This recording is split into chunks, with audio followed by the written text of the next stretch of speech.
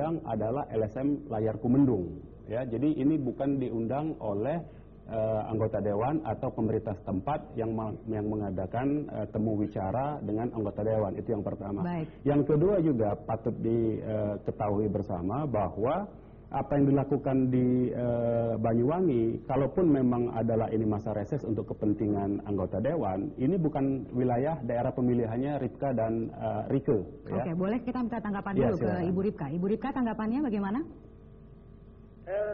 Tugas DPR itu memang pertama di daerah pemilihan. Saya ke Jawa Timur itu juga memimpin kunjungan komisi daerah Jawa Timur. Saya emang daerah pemilihan saya Jawa Barat. Saya sebelum sampai Banyuwangi pun diampirkan sama yang orang punya daerah pemilihan. Dia punya pesantren di Jember itu Al-Qadiri. Saya malah disambut sama ribuan kiai di situ, pakai branden dan lain-lain. Yang ditanyakan sama saya juga di sana, saya tetap bertanya, apakah anak-anak pesantren sini, Gus, sudah punya jam kesmas? Oh belum, Bu. Ya bicaranya tentang itu. Dari situ ada wartawan.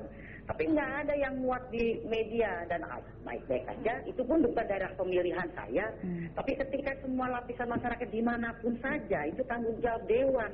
Tidak hanya saya di daerah pemilihan saja, dimanapun saja. Dan saya di pesantren itu juga bukan pemerintah yang mengundang saya. Oke, baik. Bahwa kemudian dimanapun saja rakyat yang butuh informasi dari kita, ya kita berikan informasi. Baik, Ibu Rika, bahwa kemudian tadi ke Madura setelah selesai agenda itu, Ibu Rika bertemu dengan keluarga TKI yang meninggal.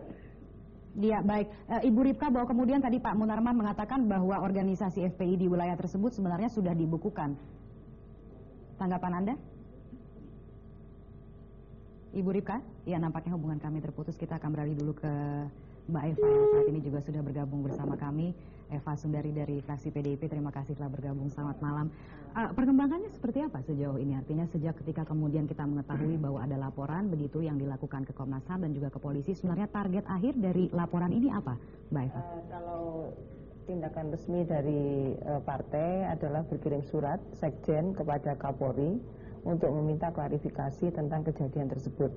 Lalu kemarin Mbak Rika secara formal ya ke sana ditemani oleh Pak Nurdin dan Pak Gayus menghadap Kapolri untuk menekankan sebagai pihak yang dirugikan.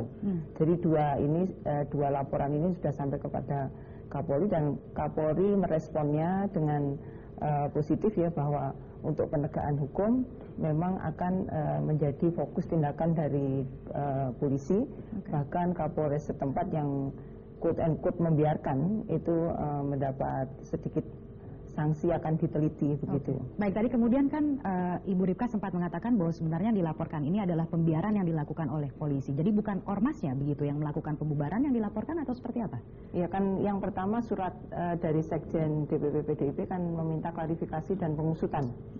Jadi itu yang pertama. Kemudian yang kedua adalah Bu Ripka sendiri bahwa selain menyoal dan meminta supaya ada penelitian khusus atau penyelidikan khusus, juga berkaitan dengan kenapa kok Polri yang harusnya melakukan pengamanan malah membiarkan hal ini berlangsung. Jadi dua isu sebetulnya. Baik, kalau gitu beralih sekarang ke Pak Moksin, bagaimana nih melihat peristiwa di Banyuwangi ini, bahwa kemudian ada simpang siur apakah sebenarnya ormas FPI pada saat itu hadir atau tidak. Kemudian ada juga laporan yang dilakukan oleh Ibu Ripka yang merasa menjadi korban pembubaran paksa yang dilakukan oleh ormas-ormas begitu ya, yang mengedepankan sepertinya kekerasan untuk melakukan pembubaran paksa. Pendapat Anda sejauh ini seperti apa? Iya, saya kira peristiwa-peristiwa seperti ini kan sudah sering terjadi. Ini salah satu bagian dari rentetan sejumlah peristiwa yang terkait